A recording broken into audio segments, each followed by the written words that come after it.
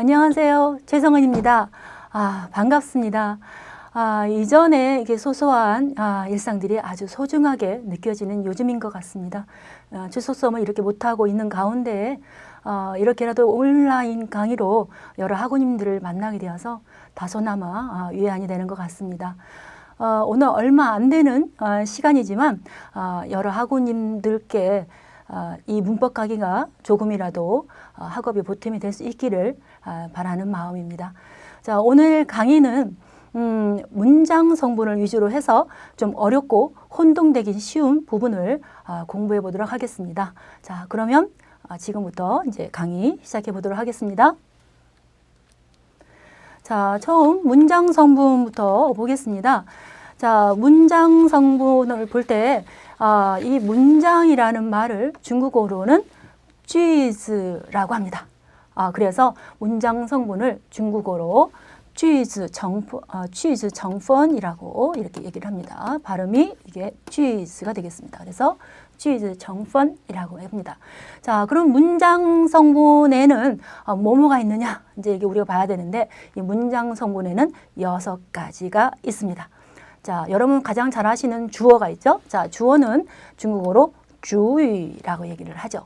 자, 그리고 두 번째 수러가 있죠? 자, 수러는 웨이라고 얘기를 합니다. 자, 그 다음에 목적어는 빈이라고 하는데 여러분 많이 들어보셨을 거예요. 그렇죠? 비너라고 들어보셨을 텐데요. 자, 앞으로 이제 이거는 목적어로 통일해서 우리가 얘기를 합니다. 자, 그 다음에 관형어가 있는데 좀 생소하게 느껴지시는 그런 용어가 아닐까 싶습니다. 자, 관형어를 중국어로는 띵위라고 얘기를 하고요. 부사어가 있는데, 자, 부사어는 중국어로 쭈앙위라고 얘기를 합니다.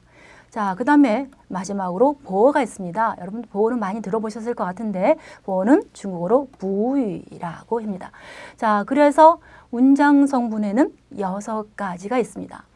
자, 그런데 이 6가지 중에 오늘 다 강의를 할 수는 없을 것 같습니다. 그래서 가장 여러분들이 생소하게 느끼시는 관형어와 부사어와 보어를 중점적으로 해서 얘기해 보려고 합니다. 자, 그리고 거기에 목적어 가운데서 조금 혼동되는 부분 한 2개쯤 얘기를 하고 넘어가려고 합니다. 자, 그리고 한 가지 더 말씀드리면 종종 질문을 하시는 분들이 계시는데요. 이 수로가 뭔가요? 우리가 많이 들어보기는 했는데 막상 수로가 뭘까 하시는 경우가 있으신 것 같은데요. 수로는 서술해 주는 말. 자, 그러면 어떤 것들이 이 수로로 쓰이느냐 하면 품사로 얘기를 하면 동사나 형용사, 명사가 수로로 쓰입니다.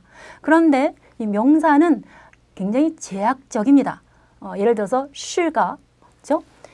우리말 이다라는 실가 생략되었을 경우에 주로 이렇게 명사가 수로로 쓰이는 경우가 많기 때문에 일반적으로 수로로 쓰이는 것은 동사와 형용사이다 라고 생각을 하시면 되겠습니다. 자, 그러면 목적어, 자, 중국어로 빈이라고 하는 것부터 보도록 하겠습니다. 자, 제가 여기에다가 1번과 별표에 붙인 거 2문장을 해놨습니다.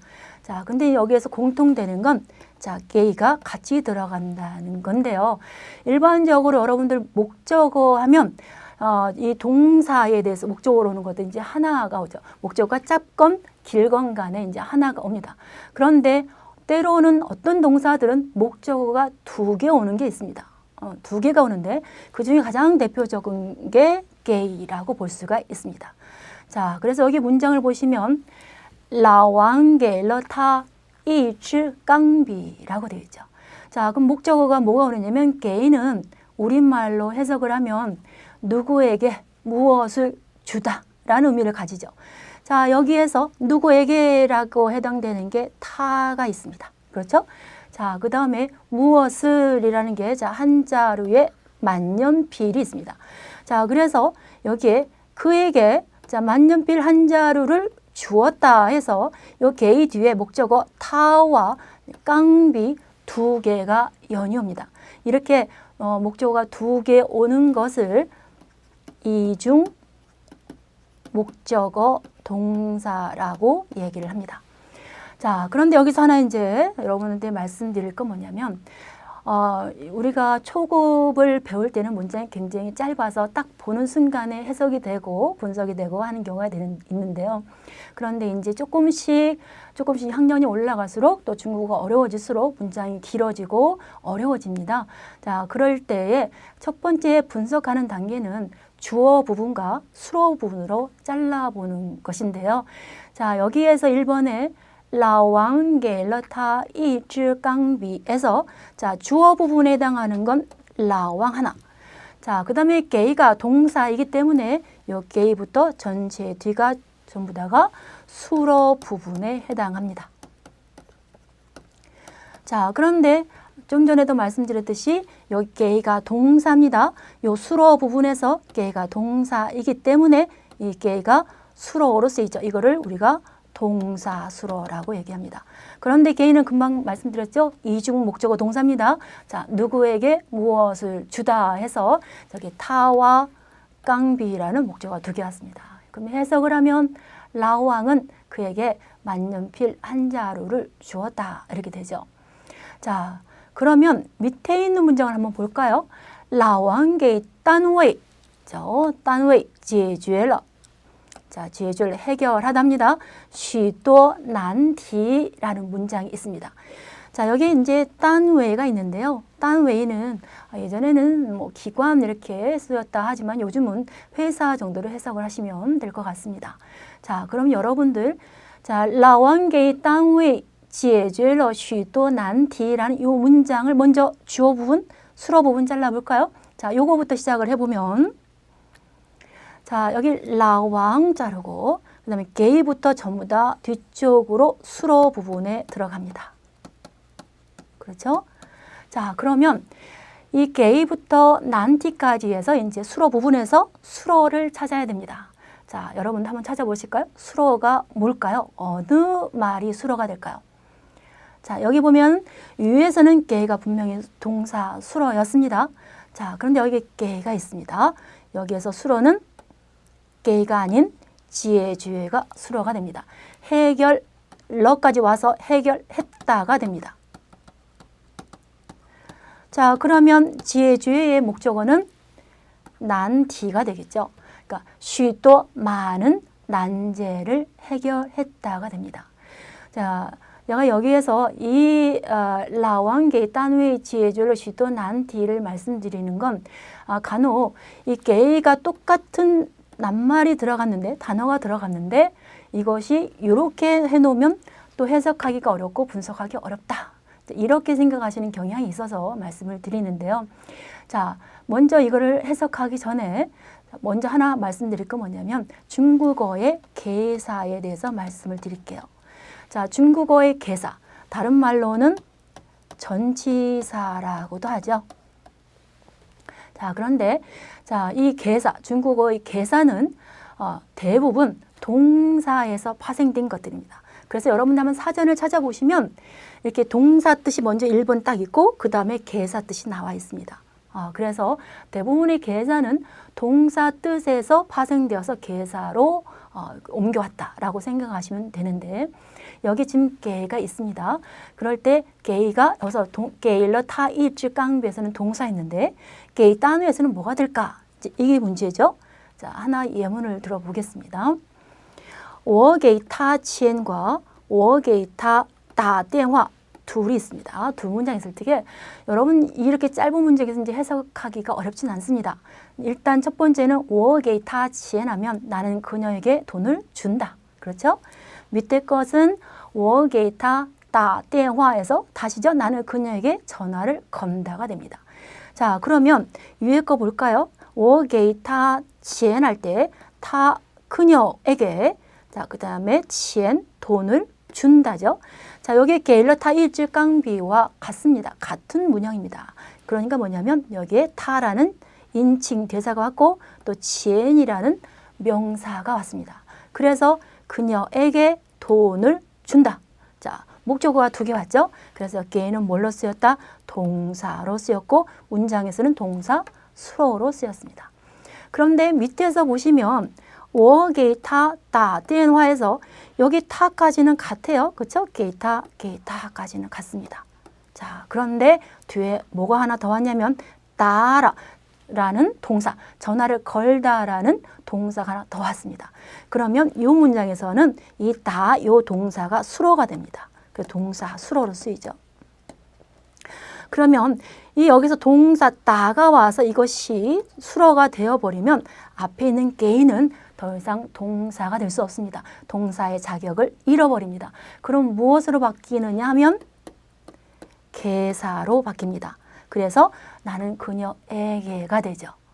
자, 그럴 때 요 게이 개사 뒤에 있는 타는 개사의 목적어라고 합니다. 그래서 이 게이 타를 개사구 혹은 개사와 목적어로 이루어졌다 해서 개목구라고도 합니다. 자, 여러분 이해를 잘 하셨나요? 我给他打电话에서 자, 여기 게이 뒤에 타가 온 건 똑같지만 뒤에 동사가 오게 되면 앞에 게이는 동사가 아닌 개사로 바뀝니다. 자, 그러면 이로 다시 올라와서 老王给单位解决了许多难题에서 금방 아까 좀 전에 말씀드렸죠? 解决가 수로입니다. 그러면 给单位에서 게이는 뭘로 바뀌어요? 개사로 바뀌겠죠. 그렇죠? 더 이상 동사일 수 없습니다. 개사로 바뀌어서 회사에게가 되죠. 그렇죠? 자, 그러면 지혜주를 해결해줬다.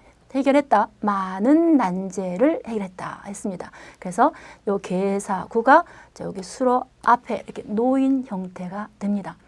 자, 이렇게 개사구를 미리 말씀드린 건 또 뒤에 부사어를 할 때 또 이 말씀드릴 때 또 부사어 이 개사구가 또 나오기 때문에 미리 조금씩 더 말씀을 드립니다.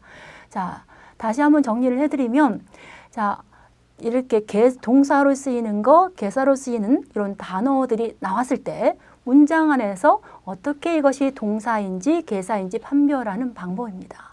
자, 다시 합니다. 라왕 게일러타 이일질 깡비하면 라왕은 그에게 만전필 한 자루를 주었다. 자, 밑에 것은 라왕은 회사에게 많은 난제를 해결해 주었다. 자, 이렇게 해석해 보면 되겠습니다. 자, 다음 2번 볼까요? 자, 他们都说他是猜谜的专家 했습니다. 자, 여기 제가 써놨는데요. 차이미입니다. 이 단어. 자, 차이미는 수수께끼라는 뜻을 가지고 있습니다. 수수께끼. 자, 专家 했습니다. 专家. 자, 专家는 전문가라는 뜻입니다. 자, 그래서 他们都说他是猜谜的专家 했는데 자, 그럼 이게 굉장히 문장이 길어졌습니다. 자, 여기에서 먼저 첫 번째 작업이죠. 자, 주어 부분, 수로 부분 잘라볼까요? 자, 주어 부분, 수로 부분 잘라보면 여기 여러분 또가 부사입니다. 그렇기 때문에 여기 또부터 전부 다 수로 부분으로 들어가야지 됩니다. 그럼 주어 부분에는 탐험만 남죠. 자, 그러면 이제 주어는 탐험밖에 없으니까 이제 탐험이 주어도 되겠습니다. 자, 그러면 또부터 주안지하까지 해서 여러분들 수로를 찾아봐야 되겠죠. 자, 수로 한번 찾아보실까요? 자, 수로를 보면 첫 번째 여기에 또 뒤에 슈어가 있습니다. 슈어는 동사이죠. 말하다라는 뜻을 갖습니다. 그래서 여기선 동사 수로가 되는데 그러면 슈어의 목적어가 어디서 어디까지 이냐인데 여기서 슈어의 목적어는 타부터 주안지하 전부 다가 목적어가 됩니다. 그러니까 그들은 모두 뭐뭐라고 말했다. 뭐뭐라고 해당되는 게 이 뒷부분에 있습니다. 그래서 그들은 모두 뭐뭐라고 말했다 했습니다. 그런데 이 목적어를 보니까 굉장히 길어요. 그런데 그 안에 또 주어도 있고 수로도 있습니다. 자, 여기에서 수로는 슈가 수로죠. 그는 뭐뭐이다 이렇게 되죠. 주어는 타가 되겠죠. 자, 그러면 뭐뭐이다 하냐면 그는 전문가이죠. 그런데 무슨 전문가? 자, 수수께끼의 전문가이다가 됩니다. 그렇죠? 하나의 문장입니다. 타시 차이미더 주안지아라는 것은 하나의 문장입니다. 자, 그는 수수께끼의 전문가이다인데, 자, 이 하나의 문장이 슈어 뒤에 와서 뭐로 쓰이고 있다? 목적으로 쓰이고 있다라는 것이죠. 그래서 목적어는 굉장히 길어질 수 있습니다. 이렇게 목적어가 길어지게 되면 우리가 한눈에 알아보기 어렵겠죠. 분석하기도 어렵고. 자, 그래서 이런 점에 주의해서 우리가 봐야 될 것 같습니다. 다시 한번 해석을 해볼까요? 자, 他们都说他是차이미더专家면 그들은 모두 그는 수수께끼 전문가이다라고 말한다. 자, 이렇게 되겠죠. 자, 그래서 여기서 他是차이미더专家 전체가 쇼의 목적어가 됩니다.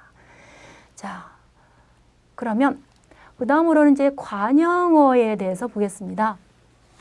자, 관형어는 중국어로 이제 띵이라고 합니다. 띵. 자, 그런데 자, 그럼 관형어는 무엇을 관형어로 하느냐? 자, 이것을 우리가 알아야 되겠죠. 자, 관형어는 기본적입니다. 기본적으로는 뒤에 있는 명사 성분을 수식해 주는 것을 말합니다. 자, 기본적으로 뒤에 있는 명사 성분을 수식해 주는 것을 관형어라고 합니다. 자, 그러면 예문으로 이제 우리가 봐야 되겠죠. 아무리 이렇게 뒤에 있는 명사 성분을 수식하는 게 관형어예요 말로 해도 우리가 잘 와닿지 않죠. 그래서 문장으로 살펴보겠습니다. 자, 제가 여기에 지금 두 문장을 먼저 놨는데요. 첫 번째 1번 문장 보실까요? 我的同学要买新电脑 했습니다.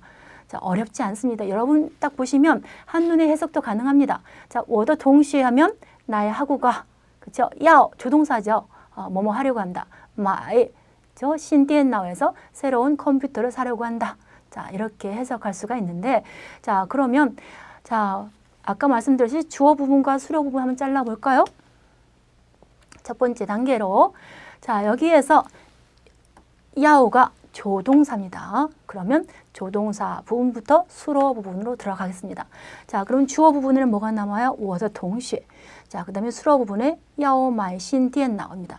자, 그럼 수로 부분에서 수로는 여기 동사 마이가 되겠죠. 사다가 동사 수로가 됩니다. 자, 그럴 때, 자, 그러면 여기에서 마이, 야오 앞에 주어 부분에 我的同学가 있고, 자, 수로, 동사 수로 뒤에 신電脑가 있습니다. 자, 요 두 개 볼까요? 我的同学를 보면, 자, 同学, 하구죠. 명사입니다. 자, 요 명사를 我가 어떻게 되어 있어요? 이렇게 뒤를 수식해주고 있죠. 그렇죠? 그래서 우리말로는 나의 하구 이렇게 해석을 하는데, 자, 이 我가 뒤에 있는 명사 동시에 이렇게 수식해주고 있어서 이 我를 우리가 관형어라고 얘기를 합니다. 그렇죠? 자, 그 다음에 여기에 뒤에 있는 신디엔나오를 보실까요? 자, 신디엔나오는 새로운 컴퓨터죠. 자, 그런데 여기 디엔나오 명사입니다. 여기 신은 새롭다라는 형용사입니다. 이 신이 어떻게 됐어요? 뒤에 있는 명사를 수식해주고 있다. 그렇죠? 그래서 신이 뭐로 쓰였다? 관형어로 쓰이고 있습니다. 자, 그러면 여기 주어 부분에서도 워가 어떻게 해요? 관형어로 쓰이고 있고, 여기 마이 뒤에서도 신이 관형어로 쓰이고 있습니다.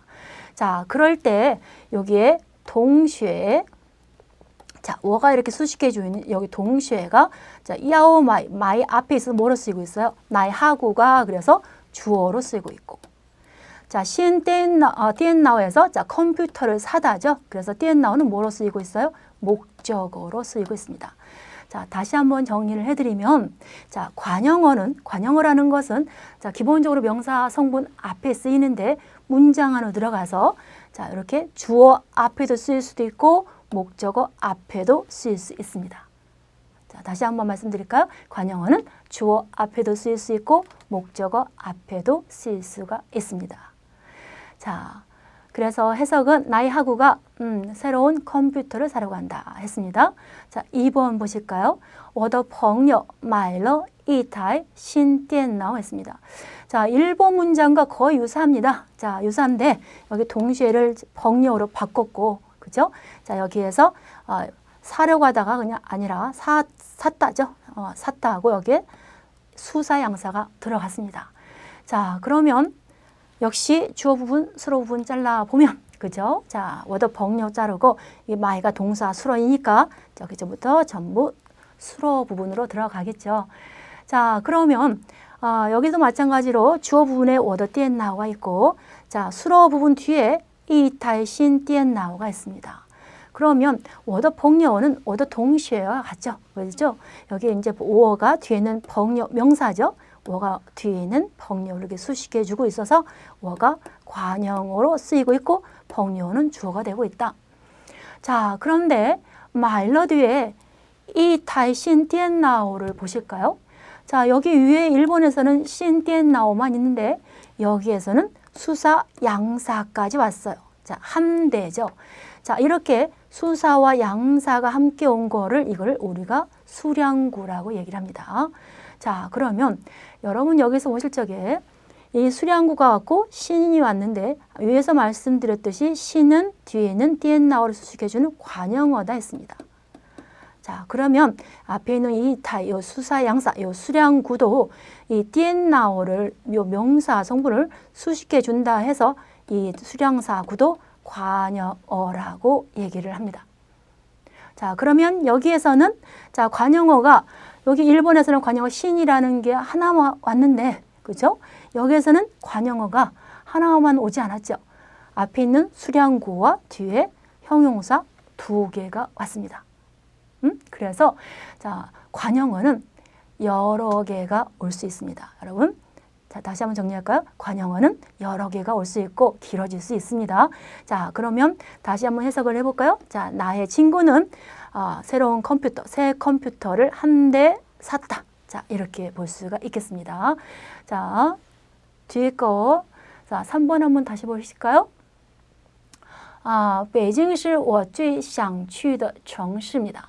자, 정시는 도시란 뜻이죠. 자, 그러면 여러분들 한번 주어 부분, 수로 부분 잘라볼까요? 자, 여러분 너무 어렵지는 않습니다. 여기 시가 뭐뭐이다니까 시부터 그렇죠? 수로 부분으로 들어가겠죠. 자, 주어 부분에는 베이징 하나 남아 있습니다. 자, 그러면 이제 여기 뒤에 것을 분석을 해 봐야 되겠죠. 자, 그러면 뒤에서 수로는 시가 수로가 됩니다. 그렇죠? 자, 그러면 시의 목적어는 뭐가 될까요, 여러분들? 자, 여기에서 이렇게 문장이 길어졌을 때 여러분, 자, 가장 핵심 성분을 찾아보는 것도 가장 분석을 첫 번째 하는 중요한 방법 중에 하나이기도 합니다. 그러니까 여기서 핵심 성분은 베이징시 정시가 됩니다. 다시 말하면 베이징은 도시이다가 되죠. 그렇죠? 이게 핵심 성분입니다. 베이징시 정시. 자, 베이징은 도시이다입니다.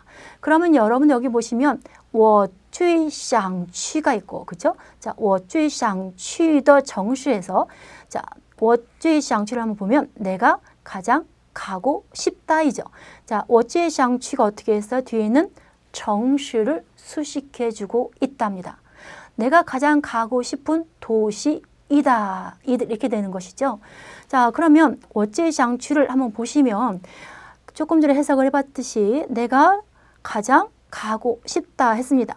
이 안에서 내가라는 주어도 있고 가다라는 동사 수로도 있습니다. 하나의 문장입니다. 그렇죠? 이 하나의 문장이 뒤에 있는 명사 성분 정시를 수식해 주고 있다. 자, 관형어는 어떻게 해요? 길어질 수 있습니다. 하나의 문장이 관형어로 올 수 있습니다. 아까 앞에서는 수량사구나 형용사가 어떻게 했어요? 혹은 명사, 인칭 대사가 뒤에 있는 것을 수식해줘서 관형어로 쓰였는데 여기에서는 한 문장이 관형어로 쓰이고 있다라는 것이죠. 자, 그래서 해석을 해보면 베이징은 내가 가장 가고 싶은 도시이다가 됩니다. 자, 다시 한번 정리할까요? 관형어는 굉장히 문장이 들어와서 길어질 수 있다라는 것이고 관형어는 뒤에 있는 명사 성분을 수식해 주는 걸 말합니다. 자, 부사어 보겠습니다. 자, 부사어는 쭈앙위를 부사어라고 하죠. 자, 그러면 조금 전에 했어요. 자, 관형어는 뒤에 있는 명사 성분을 수식해 주는 거다 했습니다. 그래서 문장으로 들어가면 주어 앞에 놓을 수도 있고 목적어 앞에도 놓을 수 있고 그렇습니다. 그렇죠?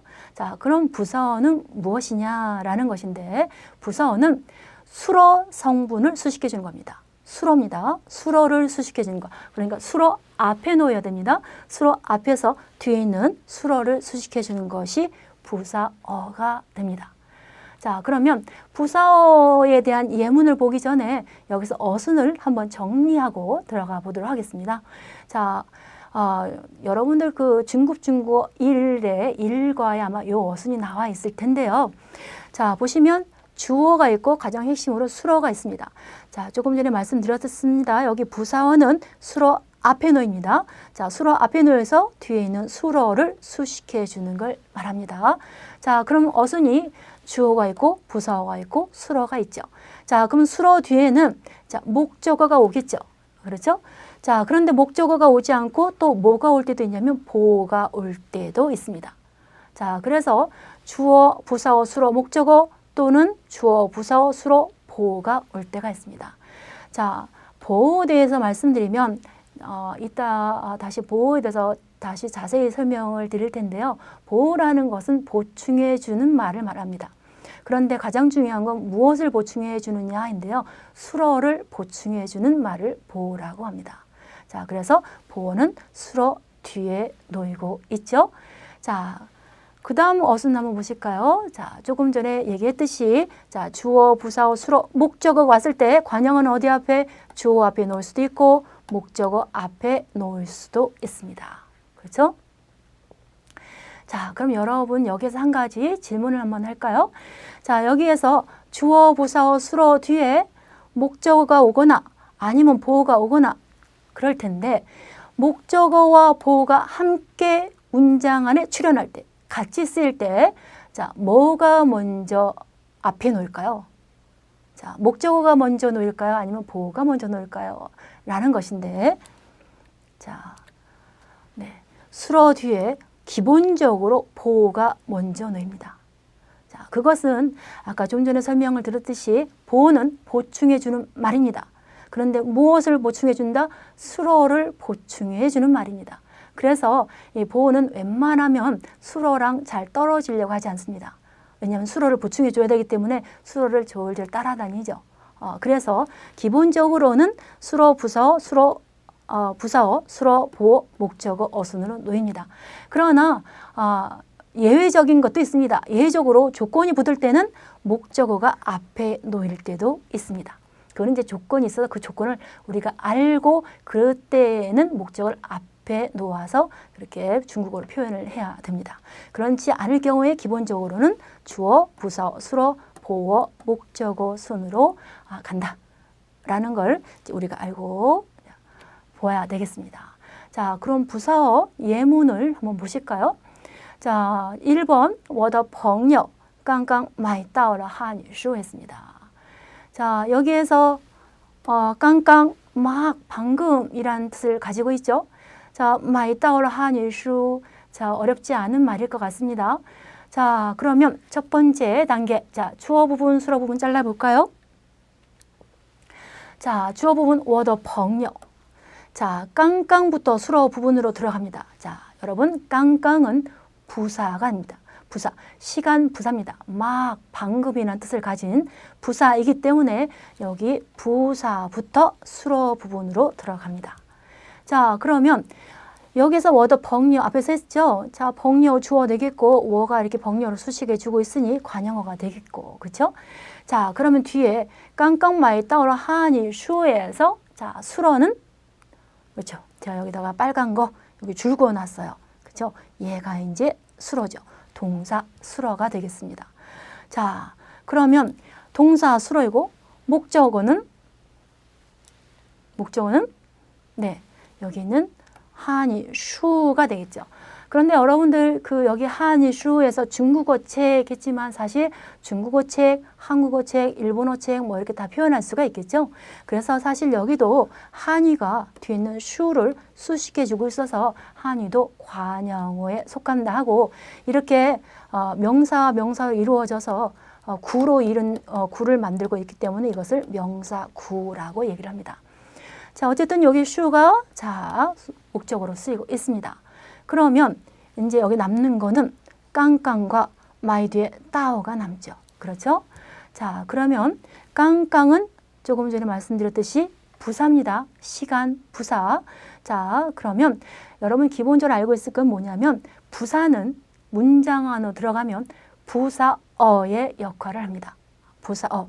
여러분들 부사와 부사어를 혼동하실 수가 있는데요. 부사라고 하는 건 품사를 말하는 것이고 부사어라고 하는 것은 문장 성분의 용어입니다. 자, 구분을 지어서 이해를 하셔야 될 것 같습니다. 자, 그러면 깡깡 품사가 부사인데 자, 문장 안으로 들어와서 수로 앞에 놓였기 때문에 뭐가 되고 있다? 부사어가 되고 있습니다. 그렇죠? 자, 그러면 뒤에 따오가 남았습니다. 따오는 자, 결과 보로 쓰이고 있습니다. 그렇죠? 샀는데 냈다 어떠한 결과성을 나타내고 있죠. 그래서 해석을 하면 나의 친구가 막 중국어 책을 샀다. 자, 우리말로 이렇게 해서 해석을 하는데 자, 다시 보면 부사어가 있고 마이가 동사 수로이죠. 자, 그런 다음에 따오 결과 보호가 쓰였습니다. 자, 앞에 기본 어수를 한번 생각해 보실까요? 자, 주어가 있고 그 다음에 부사어 쓰이고 그 다음에 수로 쓰이고 그 다음에 결과 보호, 자, 보호가 쓰이고 그 다음에 뭐가 쓰인다? 목적어가 쓰인다. 자, 이것이 중국어의 어순이라고 말씀드릴 수가 있겠습니다. 자, 다시 한번 정리할까요? 자, 부사어는 어디 앞에? 수로 앞에서 뒤에 있는 수로를 수식해 주는 거. 그렇죠? 자, 기본적으로 품사, 부사는 문장 안으로 들어가서 부사어의 역할을 합니다. 자, 2번 문장 보실까요? 他在一家小书店买到了一本珍贵的书 했습니다. 그래서 이거 조금 더 많이 길어졌어요. 자, 그런데 이제 여러분 보시면 주어 부분, 수로 부분 이렇게 잘라야 되는데 주어 부분은 딱 달랑 타 하나 남아 있습니다. 그죠? 짜이부터 전체에다가 수로 부분입니다. 자, 그것은 왜 그러냐면 여기 보면 짜이가 있는데 짜이가 뭐로 쓰였냐면 짜이자 샤오슈덴에서 작은 서점에서라고 해서 짜이가 개사로 쓰였고 이 전체 개사구가 있기 때문에 그래서 이 개사구부터는 전부 다 뭐로 들어가야 된다? 수로 부분으로 들어가야 됩니다. 자, 그러면 이 수로 부분에서 자, 수로를 찾으면 똑같죠? 여기 마이가 수로가 되겠죠. 자, 또 따오가 또 왔네요. 뭐 결과 보이죠. 자, 그러면 타가 주어 하나 여기 하나 있으니까 주어가 되겠고, 자 뒤에 마이 따오로 자 결과 보 있고 뒤에 2번珍贵的슈 했는데 앞에서는 한이 슈에서 자 이게 한이가 슈를 수식한다 했는데 여기는 좀 더 길어졌습니다. 자, 珍贵 진귀하다, 귀중하다 이죠. 자, 형용사입니다. 그 다음에 2번 수량사구, 수량구가 왔습니다. 자, 그러면 요 형용사 귀중한 책에서 여기서 어떻게 해요? 珍贵가 뒤에는 슈를 수식해 쓰고 있으니 관형어로 쓰이고 있고 자, 앞에서 우리가 2번 슈, 책 한 권이라고 하죠. 자, 앞에서 말씀드렸습니다. 수량구가 뒤에는 슈를 수식해 주기 때문에 자, 2번 수량구도 관형어에 속한다고 말씀을 드렸습니다. 자, 그래서 관형어가 2개 왔습니다.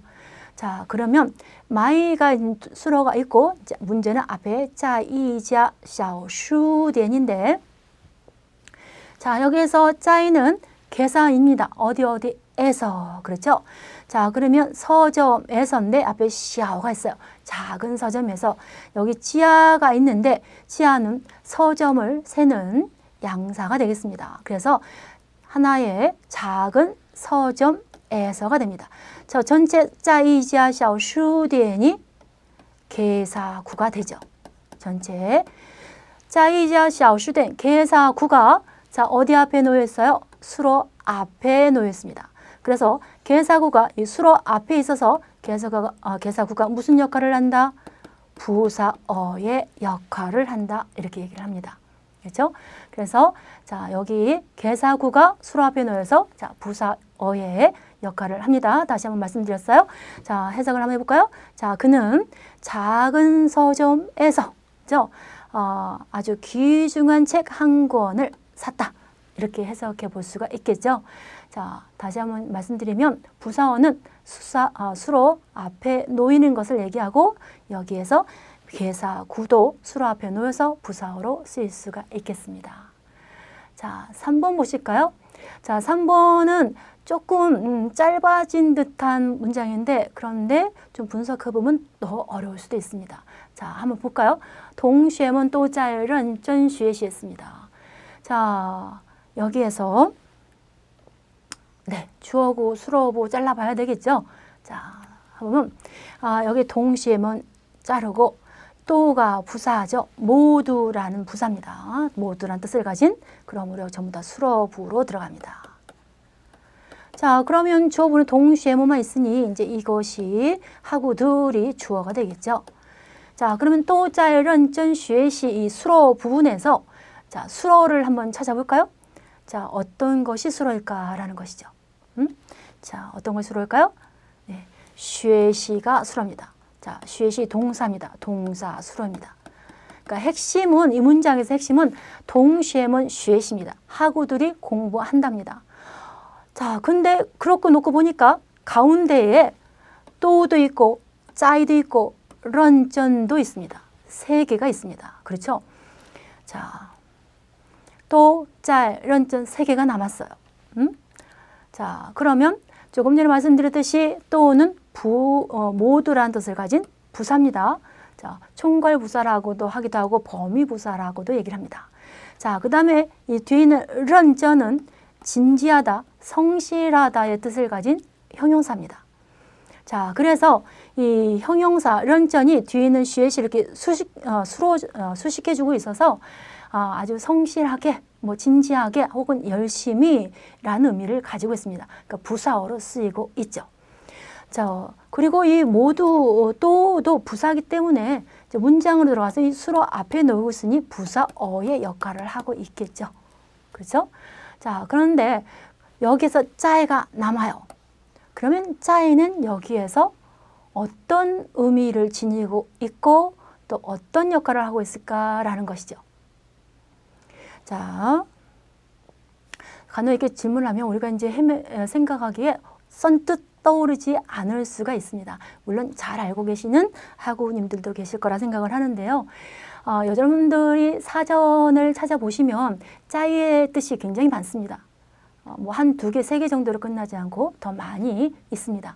그런데 그렇게 많은 뜻을 뭐 다 아는 것보다 기본적으로 우리가 한 세 가지 뜻만 알면 웬만한 건 다 알 수 있는데요. 그 세 가지 의미는 첫 번째 동사로 쓰일 때. 예를 들어서 타자의 쉐샤, 그가 학교에 있다. 있다란 의미. 그렇죠? 그가 학교에 있다. 이럴 때 짜이는 동사입니다. 그런데 문장으로 들어와서 뭐로 되고 있어요? 수로로 쓰이고 있죠. 동사 수로입니다. 자, 그 다음에 보실까요? 타자의 쉐샤오 쉐시했어요. 자, 요거 해석하기 어렵지 않죠? 그는 학교에서 공부한다 했습니다. 자, 앞에 목적어를 설명할 때 제가 게이의 동사와 개사의 구별법에 대해서 말씀을 드렸어요. 여기도 마찬가지예요. 여기서 짜이가 분명히 동사라고 했는데 여기에서 쉐시라는 동사가 또 나왔어요. 그렇죠? 그러면 쉐시가 동사 수로로 쓰였어요. 그러면 짜이는 더 이상 동사일 수가 없다. 뭐로 바뀐다? 개사로 바뀐다. 이렇게 되죠. 그래서 여기서 짜이는 개사로 쓰이고 있습니다. 그러면 짜이 쉐샤오에서 학교에서가 되겠죠. 그럼 학교에서 그래서 이 짜이 쉐샤오는 개사구가 되고 자 쉐시 앞에 있으므로 뭐로 쓰이고 있다? 부사어로 쓰이고 있습니다. 자, 그 다음에 시를 볼까요? 타짜이 쉐시 했습니다. 자, 어떻게 해석할까? 여기 짜이는 뭘로 쓰일까 하는 건데 여기 A, B와 조금 구별을 해보시면 여기 짜이 있다 동사로 쓰일 때와 어디에서로 하는 개사로 쓰일 때는 뒤에 전부 학교라는 요 장소 명사가 나왔습니다. 그렇죠? 그래서 학교에 있다 혹은 학교에서 이렇게 하고 있는데 여기 짜이를 보시면 뒤에 바로 뭐가 나오냐면 동사가 나왔어요. 그렇죠? 바로 동사 수로가 나왔습니다. 그래서 여기 짜이는 이럴 때 동사가 나오면 이럴 때 짜이는 진행을 나타내고 있습니다. 그래서 뭐뭐 하고 있는 중이다입니다. 그럴 때 진행을 나타낼 때 품사는 부사입니다. 시간 부사가 되겠고 당연히 문장 안에서는 이 동사 수로 앞에 놓였으므로 뭐로 쓰이고 있다? 부사어로 쓰이고 있다라는 것이죠. 그래서 해석은 그는 그는 공부하고 있는 중이다. 그는 공부하고 있다. 뭐 이렇게 해석해 볼 수가 있는 것이죠. 자, 다시 한번 정리해 볼까요? 자, 짜이가 동사로 쓰일 때 그는 학교에 있다. 자, 장소명사 나왔고, 그죠? 그는 학교에서, 자, 장소명사 나오고 공부한다. 동사수로가 또 나왔죠? 자, 여기서는 그는 공부하고 있는 중이다. 공부하고 있다. 자, 짜이 뒤에 바로 동사수로가 나왔다. 그럼 짜이는 진행을 나타낸다. 그렇죠? 문장 안에서 부사어로 쓰이고 있다. 이렇게 말할 수가 있는데요. 자, 그러면 아까 앞에서도 말씀드렸듯이 여기에 자, 동시에는 学习에서 学习수로 동시에는 주어입니다. 그렇죠? 그럴 때 가운데 이렇게 세 개가 있는데 자, 도도 부사어. 자, 런전도 부사어로 쓰이고 있고 짜에도 여기 学习앞에 놓여 있습니다. 그렇죠? 그래서 뭐로 쓰이고 있다? 부사어로 쓰이고 있다. 그러면 学习라는 수로 앞에 부사어가 몇 개 놓이고 있을까요? 세 개가 놓이고 있다. 그렇죠? 또와 짜에와 런전과 세 개가 이렇게 부사어가 놓이고 있습니다. 그래서 다시 한번 정리해드리면 부사어는 여러 개가 쓰일 수 있다. 앞에서 말씀드릴 때 관용어도 여러 개가 놓일 수 있고 길어질 수 있다 말씀을 드렸는데요. 부사어도 마찬가지로 여러 개가 놓일 수 있고 순서는 요 순서대로 얘기를 합니다. 또, 짜, 런, 전, 学习. 그래서 해석은 학우들이 모두 아주 진지하게 열심히 공부하고 있는 중이다 혹은 공부하고 있다 이렇게 해석을 하시면 될 것 같습니다. 자, 다시 한번 말씀드리면 부사어는 수로 앞에 놓여 있습니다. 자, 수로 앞에 놓여서 뒤에 있는 수로를 수식해 주는 거. 자, 부사어는 여러 개가 올 수 있고 또 길어질 수도 있고 그렇습니다. 자, 보호에 대해서 이제 한번 보겠습니다. 자, 보호는 중국어로 부위합니다. 그죠? 자, 그러면 아까 처음 시작할 때 말씀을 드렸는데 그리고 아까 어순할 때도 또 말씀을 드렸는데 보호는 수로를 보충해 주는 말입니다. 그래서 수로 뒤에 놓이는 말이죠. 그런데 이 보호가 하나만 있지는 않죠. 보호가 여러 종류 있습니다. 결과 보호도 있고 방향 보호도 있고 가능 보호, 정도 보호, 수량 보호도 있습니다. 자, 그래서 우리가 그 각가지의 보호들에 대해서 우리가 봐야 되는데 첫 번째 결과 보호부터 보겠습니다. 자, 그런데 우리가 이 보호를 먼저 가장 첫 번째 배운 것이 아마 초급 중국어 2에서 아마 배우셨을 거예요. 그죠? 초급 2에 들어가면 보호가 나옵니다. 자, 그러면 지금 1학년 분들은 아직 보호에 대해서 잘 모르실 것 같고 왜냐하면 아직 2학기가 안 되었기 때문에 초급 중국어 2에서 배우기 때문에 아직 안 배우셨기 때문에 보호를 모르실 수 있는데 2, 3, 4학년 분들은 이제 보호에 대해서 많이 들어보셨고 배우셨을 거라고 생각을 합니다. 자, 그런데 여기서 우리가 하나 좀 더 정립하고 넘어갈 것은 이 결과보호, 방향보호 이렇게 얘기를 할 때 이 결과보호, 방향보호라고 얘기하는 이 말의 개념, 정의를 조금 더 한번 짚어보고 넘어갈 필요가 있을 것 같습니다. 왜냐하면 우리가 그래 결과보호야 그러는데 막상 문장으로 들어가면 또 혼동하는 경우가 종종 있기 때문에 그러는데요. 자, 결과보호라는 것은 무엇을 결과보호로 하느냐 하는 건데 어렵지는 않습니다. 이미 여기 말에 다 나와 있어요. 결과라고 나와 있습니다. 결과보호라는 건 결과성을 나타내 줍니다. 그럼 결과성을 나타내 준다는 말은 완료성을 나타내 준다는 말이기도 합니다. 여러분도 이거를 항상 기억해 두시고 염두에 두시고 보셔야 될 것 같습니다. 자, 그러면 결과성을 나타내는 수로 뒤에 놓여서 어떤 동작의 결과성을 나타내 주는 거라고 얘기를 할 때 여기 A와 B가 있습니다. 짜올러, 따올러 두 개가 있는데 자, 이거를 이제 해석해 보세요. 이러면 이제 다들 해석을 하세요. 짜올러 그러면 찾았다. 따올러면 찾아냈다. 이렇게 해석을 하시는데 맞습니다. 짜올러, 따올러 하면 찾아냈다. 그러면 궁극적으로 이 두 가지가 어떻게 차이 나느냐 하는데 이 짜올러 할 때 하면은 이 러만 왔죠. 이 러는 완료를 나타냅니다. 그러면 짜올러 하면 동작의 완료를 나타냅니다. 동작의 완료. 자, 그러면 여기에서 따올러 하는데 러가 왔는데 여기에 굳이 따오라는 글이 또 왔어. 따오는 뭐다? 결과보호다. 얘기합니다. 그래서 우리가 따올러 해석을 할 땐 찾아냈다. 뭐 이렇게 해석을 하는데 여기에다가 왜 따오라는 결과보호를 써야 되느냐 하는 것이죠. 예를 들어서 친구가 영이라는 친구가 핸드폰을 잃어버렸어요. 그래서 이제 핸드폰을 막 찾았어. 그래서 옆에 있는 철수라는 친구한테 내가 휴대폰을 잃었는데 내가 지금 자꾸 찾았어. 짜올러 했어. 짜올러 하고 얘기를 합니다. 그러면 듣는 철수는 영희가 휴대폰을 잃어버렸는데 짜올러 찾았대. 동작을 완료했는데 그 휴대폰을 찾아서 자기 손에 넣었을까? 찾아냈을까? 라는 걸 알고 싶다라는 것이죠. 그럴 때에 이 짜올러라고 말하는 것으로는 조금 정보 전달, 충족이 되지 않는다. 그래서 이럴 때는 어떻게 얘기하느냐면 그럼 너 그 찾으려는 휴대폰을 찾았니? 라고 말하고 싶을 때 어떻게 한다? 짜오 따올러 하고 이제 질문이니까 말을 붙이겠죠? 짜오 따올러마 하고 질문을 한다는 것이죠. 이럴 때 따오를 씁니다. 자, 그러면 따오가 결과보호로 쓰여서 짜오라는 찾는 동작의 결과성을 나타낸다. 그러는데 여러분들 이 결과보호가 따오만 있지 않고 상당히 많습니다.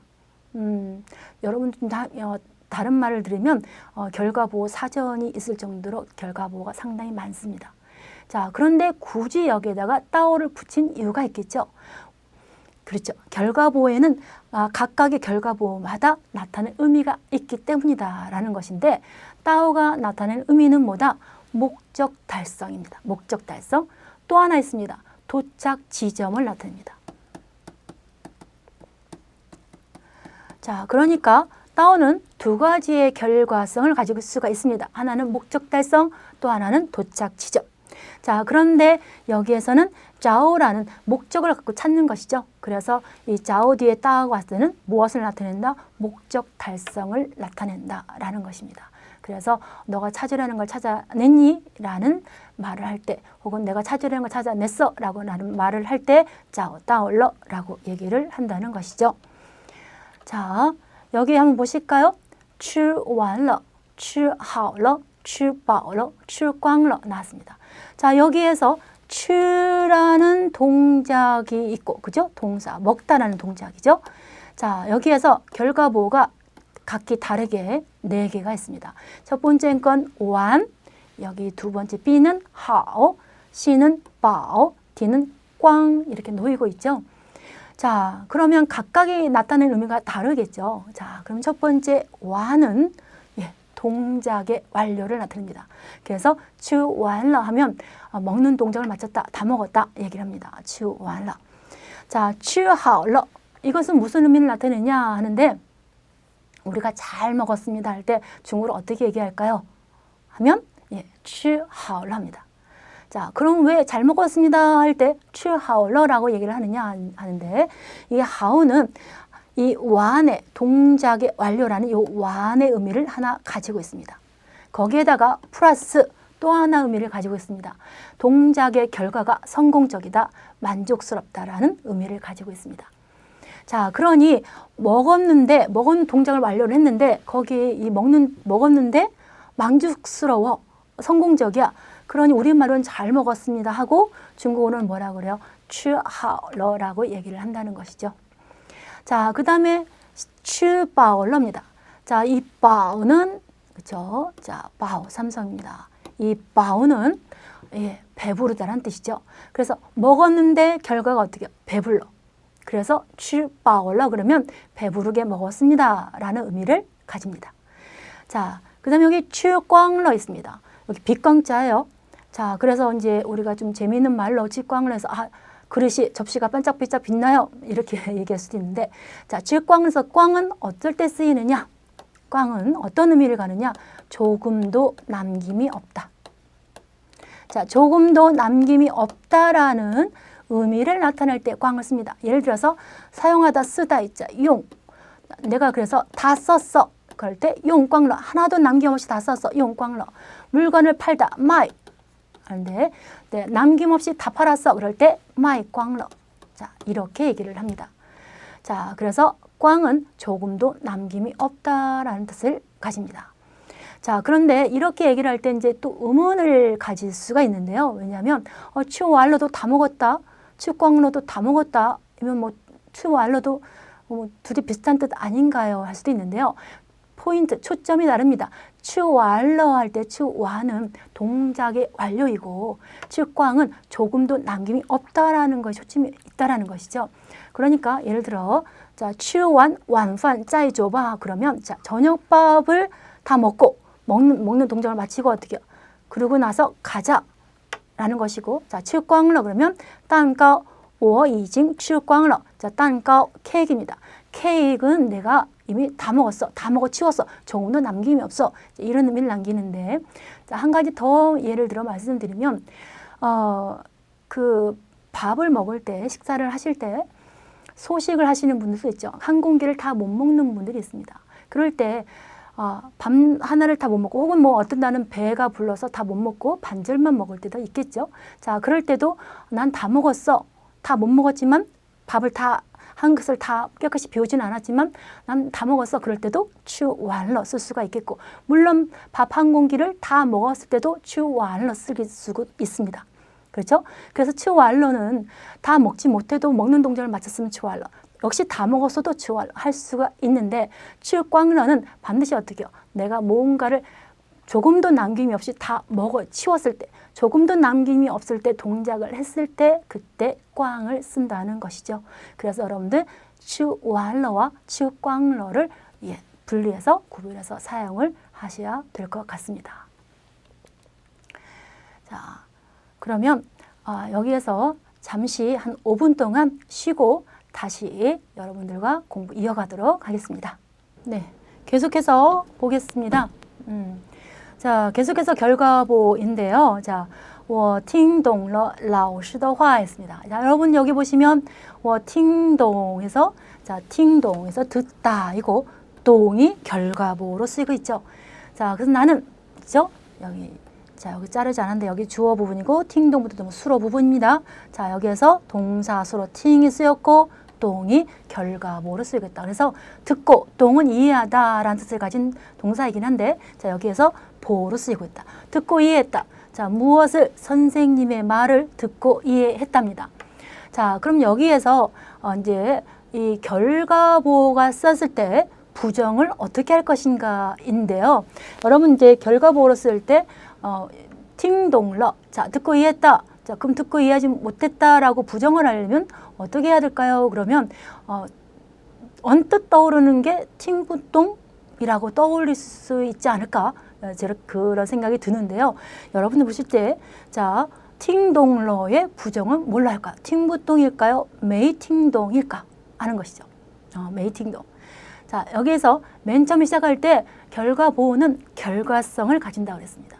결과성을 가진다는 것은 완료성이 있다고 말씀을 드렸습니다. 자, 완료성이 있다 그러면 뭐로 부정을 해야 되느냐? 메이로 부정을 해야 됩니다. 결과보호가 있으면 뭐로 부정한다? 메이팅동으로 부정을 해야 됩니다. 그럼 팅무동은 뭐냐? 이것은 가능보호의 부정이죠. 가능보호, 그래서 듣고 이해할 수 없다라는 뜻을 가집니다. 그러니까 예를 들어서 我的话你们听懂了吗? 제가 이제 여기서는 지금 온라인으로 이제 이렇게 수업을 하고 있지만 만약에 면대면으로 이제 수업을 할 때 질문을 제가 我的话 제가 한 말을 님은 여러분들은 팅동러마 듣고 이해했습니까? 그랬을 적에 자, 대답을 하는 때는 중요한 건 여기서는 결과성이 중요한 거죠. 듣고 이해했느냐 안 했느냐가 중요하기 때문에 자, 대답을 할 때 이해했으면 팅동러 그렇죠? 이해 못했으면 결과성에 대한 부정이니까 메이팅동으로 자, 결과보호 쓸 때 메이팅동으로 부정을 해야 되겠죠. 자, 그런데 가능보호로 쓸 때는 자, 팅부동은 이거 부정이고 팅더동은 긍정형이죠. 니 팅더동 하니마잉은 여러분들 만약에 중국 갔을 적에 택시를 타거나 아마 이럴 때 여러분들 중국어를 했어요. 그럴 때 택시기사가 중국인이 아닌 걸 알았을 적에 니 팅더동 하니마 그 말은 너가 중국어를 듣고 이해할 수 있느냐, 너가 그런 가능성이 있느냐라고 질문을 하는 것이죠. 니 팅더동 하니마 이럴 때 팅더동을 쓰고 그럴 때 대답을 할 때 팅더동 가능성에 대해 물었으니 대답을 그럴 수 있으면 팅더동, 그럴 수 없으면 팅부동 이렇게 대답을 할 수 있는 것이죠. 자, 다시 정리를 하면 자, 결과보호가 들어간 것을 부정을 할 때는 뭐로 부정한다? 메이 혹은 메이어죠. 자, 메이어. 메이팅동 혹은 메이어 팅동 자, 이렇게 부정을 해야 합니다. 자, 그러면 이번에 我今天没有看见他 했습니다. 자, 我没有看见他 그래서 여기에 보시면 칸이 동사 보다이고 지엔이 결과 보어로 쓰였습니다. 자, 그래서 앞에 부정의를 뭐로 했어요? 没有로 부정을 했어요. 我今天没有看见他 그래서 나는 오늘 그를 못 봤어, 보지 못했어 이런 뜻이죠. 결과 보어가 쓰였으니 자, 没有로 부정을 했습니다. 자, 그럼 3번을 보실까요? 我不写完今天的作业就不去玩 했습니다. 자, 여기에서 写完今天的作业, 作业는 자, 숙제, 과제물이죠. 자, 不去玩 했습니다. 자, 그러면 자, 주어 부분, 수로 부분 자르면 여기 이제 주어부분 我밖에 안 되죠. 그렇죠? 여기 부는 부정부사이니 자, 여기부터 전부 다 수로문으로 이렇게 들어가죠. 자, 그러면 여기 이제 굉장히 수로 부분이 길어요. 이럴 때 우리가 분석하기가 쉽지 않습니다. 자, 분석이 쉽지 않은데 여기서 여러분 여기 치유가 있는데 치유는 우리말로 해석할 수는 없습니다. 치유가 우리말로 해석은 안 되지만 이 중국어 문장에서는 굉장히 중요한 역할을 합니다. 자, 그럼 치유가 어떤 역할을 하느냐? 자, 보았을 때 여기 이제 앞에부터 한번 볼까요? 자, 不写完今天的作业에서 여기 写가 있어요. 여기 동사 수로죠. 쓰답니다. 그런데 여기 뭐가 왔어요? 결과 뭐가 왔네요. 자, 다 쓰지 못하, 시완해서 다 쓰다. 자, 시완했고, 그럼 뭘 다 쓰다 하면 진텐드 쪼입니다. 오늘의 숙제입니다. 자, 근데 앞에 부가 와서 오늘의 숙제를 다 하지 못하다 이죠. 자, 여기 지우가 왔어요. 여기 지우가 온 것은 아까 중요한 역할을 한다는데 가정 조건을 의미를 나타내는 역할을 합니다. 그러니까 조건문을, 가정 조건문을 만드는 역할을 합니다. 그러니까 오늘의 숙제를 다 쓰지 않으면이죠. 부취완. 자, 가다 놀다죠. 놀러 가지 않을 거야. 이런 의미를 가집니다. 그러니까 아직 행동이 이미 일어난 것은 아니고 그렇게 숙제를 다 못하면, 다 쓰지 못하면 내가 놀러 가지 않을 거야라고 가정을 해서 말을 하는 것이죠. 자, 그리고 지우가 그런 역할을 하고 있는데 중요한 것은 여기에 완이라는 결과 보호가 쓰였습니다. 그러면 위에서 결과 보호가 쓰이면 메이어로 부정을 한다고 말씀을 드렸어요. 그런데 여기에서 지금 뭐로 부정하고 있어요? 부로 부정하고 있어요. 그렇죠? 왜 그러느냐? 이것이 아직 일어나지 않은 가정문이기 때문에 그렇습니다. 가정 조건문이기 때문에 그렇습니다. 이렇게 가정을 나타낼 때, 그러니까 내가 오늘의 숙제를 다 쓰지 않으면 나가 놀지 않을 거야. 놀러 가지 않을 거야. 이렇게 할 때, 이런 가정을 나타낼 때는 결과보가 왔다 하더라도 뭐로 부정한다? 부로 부정합니다. 왜냐하면 이미 일어난 사건, 동작이 아니기 때문에 그렇다라는 거 이해를 하시고 이 부분 주의해서 하시면 될 것 같습니다. 결과보호 나올 때, 자, 결과보호 있을 때, 자, 결과보호는 동작의 결과성을 나타내고 완료성을 나타냅니다. 그렇죠? 자, 그래서 부정을 뭘로 한다? 메이로 부정하지만, 자, 가정을 나타낼 때는 뭐로 부정한다? 부로 부정한다. 라는 거, 자, 아시고 넘어가시면 되겠습니다. 자, 그 다음 방향보호입니다. 자, 방향보호라는 것은, 역시 개념을 정의를 알아보고 넘어가야 되겠죠. 자, 방향보호는 동작의 방향을 나타내는 거겠죠. 동작의 방향을 나타내는 건데, 그럼 누구의 관점에서 이게 중요한 건데, 화자의 관점에서입니다. 자, 화자의 관점에서 방향성을 나타내는 거, 이것이 방향보호인데, 여기서 지금 라이부터 이제 지까지 왔는데, 이것을 우리가 단순 방향보호라고 얘기를 합니다. 자, 여기서 라이부터 지까지가 단순 방향보호인데 여기에서 이 라이와 취는 뒤에는 샹부터 치와는 조금 다른 성격을 가지고 있다. 왜냐하면 이 라이와 취부터 전체 이 지까지가 단순 방향보호이긴 한데 이 라이와 취는 이 뒤에 샹부터 지까지 요거와 결합을 해서 복합 방향보호를 만들 수가 있습니다. 자, 그래서 사실 여기 라이부터 지까지가 단순 방향보호이긴 한데 가장 기본적인 방향보호는 라이와 취라고 할 수가 있겠고 이 라이와 취는 뒤에 있는 샹부터 여기 치까지 요 단순 방향보호와 결합해서 복합 방향보호를 만들 수가 있겠습니다. 자, 그러면 라이와 취 먼저 볼까요? 자, 짱산 파올라일라 했습니다. 자, 짱산이 파올라일라 했는데 뛰어왔다죠. 뛰어오다. 그래서 자, 라이가 여기에서 여기 파오가 동사 수로입니다. 자, 동사 수로이고 라이가 방향 보호로 쓰이고 있다. 자, 화자의 입장에서입니다. 장산이 어떻게 뛰어왔다. 화자의 입장에서 화자한테 가까워지는 방향이죠. 그래서 장산이 뛰어왔다. 자, 콰이 출라. 역시 화자에게 가까워지는 방향입니다. 콰이 출라. 빨리 나와. 콰이 출라. 그렇죠? 여기서 추는 동사이고 라이만 보호로 쓰였다. 자, 장산 파오 취러. 취가 쓰였는데 취는 화자 입장에서 멀어지는 겁니다. 그래서 장산이 뛰어갔다죠. 자, 그래서 멀어지는 입장, 여기 파오 역시 동사이고 취가 보호로 쓰이고 있다. 자, 콰이 추취, 멀어지는 방향이죠. 역시 빨리 나가가 되겠습니다. 그렇죠? 빨리 나가. 자, 다시 한번 정리해 볼까요? 장산이 뛰어왔다. 자, 콰이 출라, 빨리 나와. 그렇죠? 장산이 뛰어갔다. 그렇죠? 그다음 4번은 빨리 나가. 자, 이렇게 해볼 수가 있겠습니다. 자, 그 다음에 여기 자, 샹부터 지까지 단순 방향 보호인데, 자, 워 총총더입니다. 그죠? 발음이 자, 총총더. 아주 성급하게 황급하게입니다. 자, 총총더 파오 샹러 얼러. 자, 뛰어서 올라갔다 어디로? 2층으로 올라갔다 할 때 이 샹이 자, 방향 보호로 쓰여 있죠. 그죠? 자, 그리고 파오는 보호로 쓰이고 있다. 그래서 나는 황급히 2층으로 뛰어 올라갔다. 자, 방향이 어떻게 해요? 위로라는 것이죠. 니 쪼샤, 너 앉아. 이럴 때, 자, 쪼샤. 자, 방향성은 밑으로 갑니다. 그죠? 니 쪼샤. 타 샹 출러一条妙计. 자, 발음이妙计입니다. 자, 그래서 묘책, 뭐 비결 이런 뜻이 가지는데, 자, 샹 출러 했습니다. 생각해서 어떻게 밖으로 나오는 겁니다. 그래서 생각해냈다. 그죠? 생각해냈다. 무엇을 생각해냈다? 이 티아오, 미아오지 않은데 티아오는 양사입니다. 하나의 비결, 하나의 묘책을 생각해냈다. 다 샹 출러 이 티아오, 미아오지. 자, 수시에 라오시 走进了教室 했습니다. 자, 수학 선생님입니다. 수시에 라오시 走进 했습니다. 걸어서 들어갔다. 자, 교실로 들어갔다이죠. 자, 走进입니다. 들어가다. 밖에서 안으로 들어갈 때.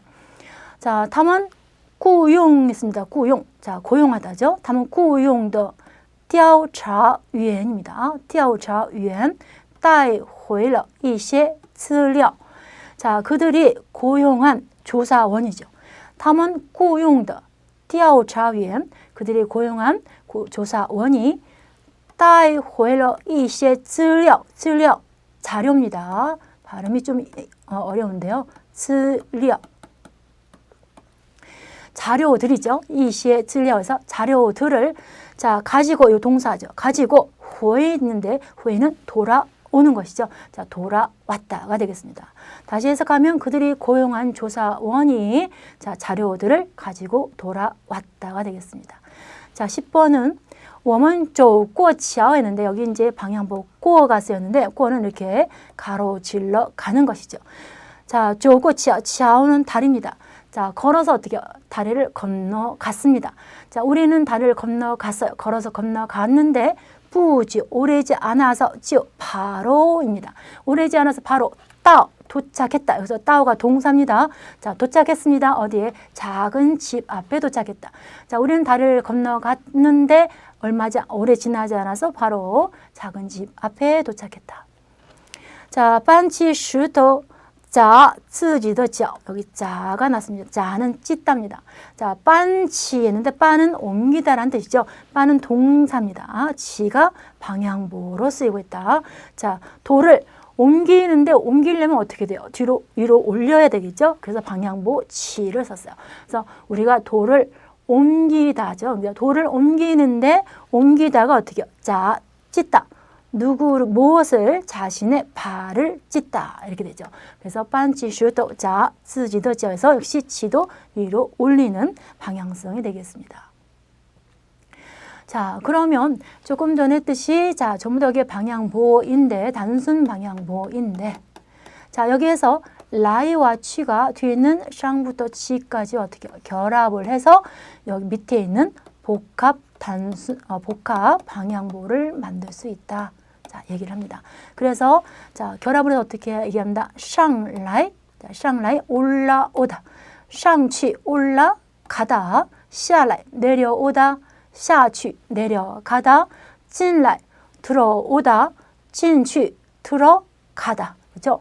出来 나오다, 出去 나가다, 回来 돌아오다, 回去 돌아가다. 过来는 저쪽에서 어떻게 해요?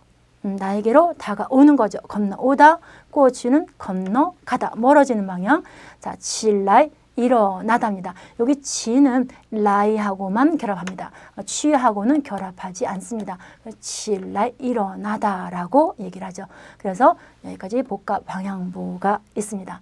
자, 그러면 이 복합 방향보를 이렇게 쓰였으면 앞에 이제 동사가 쓰여야 되겠죠. 그래서 자, 跑上来 자, 이렇게 쓰겠죠. 동사가 와서 그러면 뛰어, 그죠? 뛰어 올라오다. 자, 뛰어 올라오다, 跑上来. 자, 파는 원래 이렇게 기어 오르다라는 뜻이지만 여기서 이제 파상치 그러면 올라가다, 기어 올라가다 뭐 이런 의미를 나타낸다. 등산할 때 올라가다 그럴 때 파상치 이렇게 얘기를 하죠. 그래서 파상치 하면 올라가다. 走过来. 자, 过来 건너오는데 어떻게 해? 자, 동작이 走죠. 걸어서 오다 할 때 走过来. 자, 想起来, 자, 일어나다, 이제 하는데, 이 想起来하는 것은 생각해내다, 생각하다인데, 이 머릿속 안에서 밖으로, 어떻게 해요? 생각해서 밖으로 일어나 오는 것이죠. 그래서 想起来하면 생각하다, 생각해내다, 이런 뜻을 가지게 됩니다. 자, 그러면 방향보와 이 목적어의 어순을 우리가 이제 살펴봐야 됩니다. 이 문장 안에 들어가서 이제 방향보와 목적어 어순이 중요한데요. 여기에서 보시면 老师进来了와 뒤에 教师가 있습니다. 여기서 보시면 老师进来了해서 进이 동사하고 来만 보어로 쓰였습니다. 선생님이 들어왔다죠. 그런데 어디로 들어왔다 하냐면 교실입니다. 자, 교실로 들어왔다. 그러면 선생님이 교실로 들어왔다라고 이걸 합쳐서 말할 때 이 목적어죠. 교실이란 말을 이 안에 어디로 들어가야 되겠느냐라는 것이죠. 자, 그러면 네, 교실은 라이 앞에 들어가야 됩니다. 자, 이것이 라이 혼자 오든 복합이든 단순이든 라이 앞에 와야 됩니다. 그래서 老师进教室来了라고 표현해야 됩니다. 선생님이 교실로 교실로 들어왔다. 자, 이렇게 표현을 합니다. 他已经回去了宿舍 했습니다. 자, 돌아가다인데, 자, 回 이게 동사이고, 回가 동사이고, 취만 보인데, 여기에 기숙사가 왔습니다. 자, 기숙사 역시 마찬가지로 그가 이미 기숙사로 돌아갔다라고 얘기해야 되겠죠. 그가 이미 기숙사 돌아갔다라고 할 때 이 기숙사 자, 어디로 들어가야 될까요? 예, 여기 위에 마찬가지로 여기 교실이 라이 앞에 왔듯이 수셔라는 기숙사는 취 앞에 와야 됩니다. 자, 그럼 다시 한번 정리를 하면 이렇게 목적어가 라이와 취가 있는 라이와 취가 방향보호로 쓰였을 때 이 목적어는 어디 앞에 와야 된다? 라이, 취 앞에 놓여야 된다라는 것이죠. 그래서 他已经回宿舍去了라고 표현합니다. 자, 밑에 여기에서는 지금 찐과 회가 동사이고 라이와 취만 방향보호로 쓰였는데 여기에서는 복합 방향보, 찐, 취가 복합 방향보이고 보이고 조가 동사로 해서 다 조진취를 했습니다. 나거 방진 했습니다. 어느 방 했죠. 그러면 그가 어느 방으로 걸어 들어갔습니까? 라고 질문을 해야 되는데 그러면 여기서 이게 복합 방향보이지만 여기 위에 거를 참고를 하셔서 자, 이것을 어디에다 집어넣어야 될까라는 것이죠. 네. 자, 여기에 이것이 진짜가 복합 방향보이더라 하더라도 역시 목적어는 어디 앞에? 취 앞에 놓아야 됩니다. 그래서 다 조진 나고 방진 취러라고 표현합니다. 그는 어느 방으로 걸어 들어갔습니까? 라고 얘기를 합니다. 이게 여기가 조진취가 아니라 라이가 쓰여도 마찬가지입니다. 자, 그래서 다시 한번 정리를 하면 이 라이와 취가 방향보호로 들어가 쓰였을 때 목적어는 어디 앞에? 라이와 취 앞에 놓아야 된다. 그것이 복합으로 쓰였던 단순으로 쓰였던 역시 마찬가지다라는 것입니다. 자, 그런데 여기 하나 보실까요? 我带来了一封信입니다. 我带来了와一封信 이렇게 왔는데 자, 여기 따이라, 이게 따이가 휴대하다, 가지다죠. 자, 라이가 보러 왔습니다. 방향보로. 내가 들고 왔답니다. 자, 이 펑신입니다. 편지 한 통입니다. 여기 펑은 편지의 양사입니다. 한 통이죠. 편지 한 통. 자, 그럼 내가 편지 한 통 들고 왔다. 자, 이렇게 표현을 해야 되는데 어떻게 해야 되느냐입니다. 자, 아까 같이 얘기를 하면 자, 이 펑신이 어디 앞에 라이 앞에 와야 됩니다. 그렇죠? 我带이 펑신 라이라 됩니다. 그 기본입니다. 그게 맞습니다. 그렇게 한선 틀리다가 아니라 我带이 펑신 라이라 해도 됩니다. 자, 그런데 여기에서 자, 이 펑신은 편지 한 통은 쉽게 이동시킬 수 있는 사물이라는 것이죠. 앞에서 잠깐 되돌아가 볼까요? 앞에서 여기서 보시면 教室, 宿舍, 哪个房间는 교실, 기숙사, 어느 방 이러한 것들은 장소입니다. 고정된 것들이죠.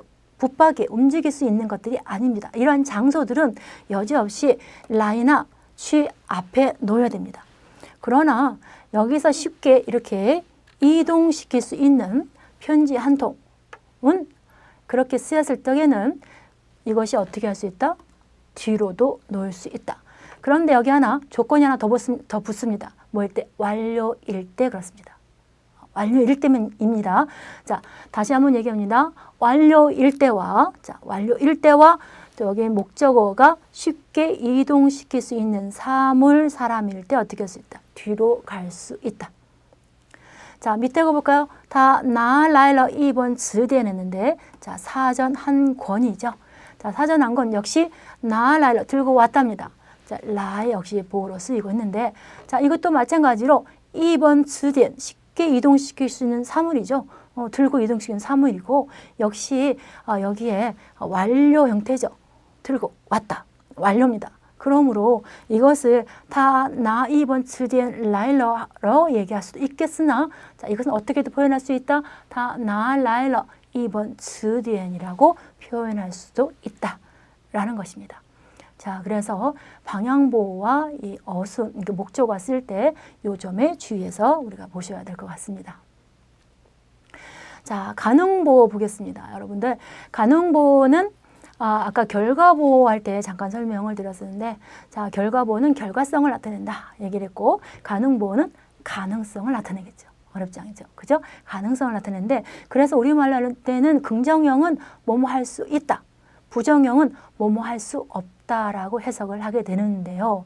그런데 여러분들 여기서 주의할 건 뭐냐면, 시중에 나와 있는 문법책이든 회화책이든 또 우리 학교 교재이든 간에 이렇게 문법을 설명하는 순서를 볼 때 항상 방향보호와 결과보호를 하고 그 다음에 가능보호를 설명합니다. 순서가 대부분 그렇게 나와 있습니다.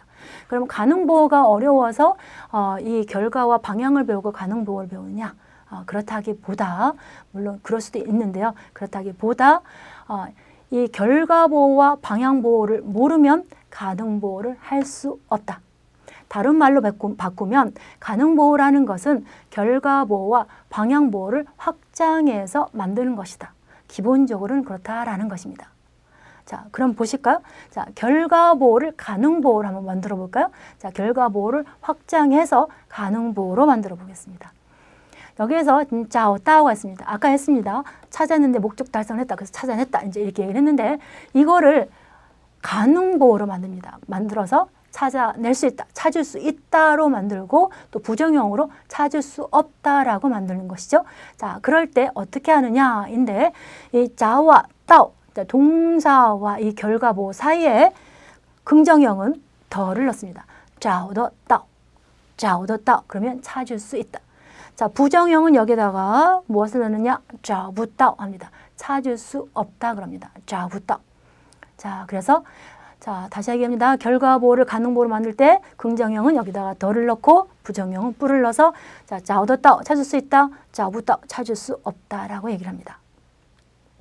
자, 그러면 다시 한번 비교를 볼까요?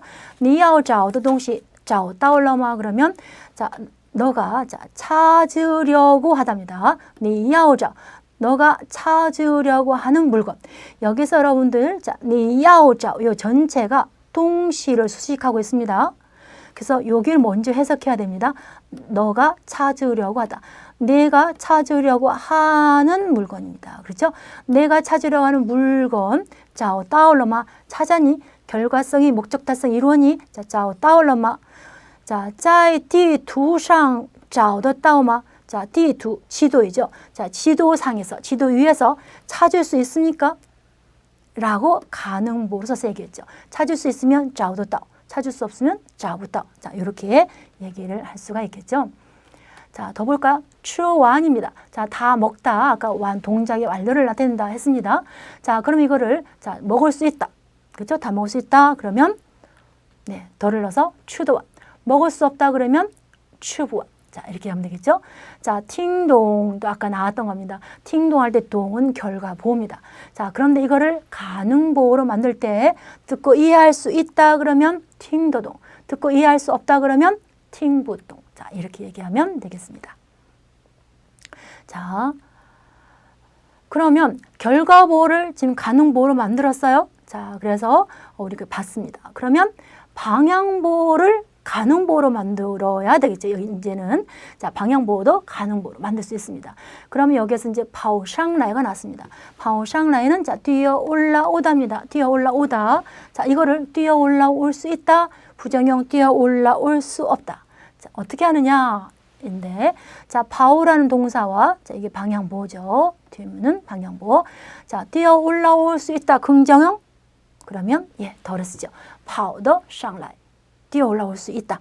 자, 뛰어 올라올 수 없다 그러면 파오부샹라이. 여기다가 부를 집어넣습니다.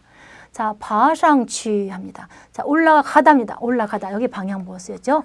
그러면 역시 올라갈 수 있다 그러면 파더상취. 올라갈 수 없다 그러면 파보상취. 이렇게 얘기를 하죠. 자, 장칠라이. 아까 생각하다, 생각해내다 했습니다. 그러면 생각해낼 수 있다 그러면 예, 샹더칠라이.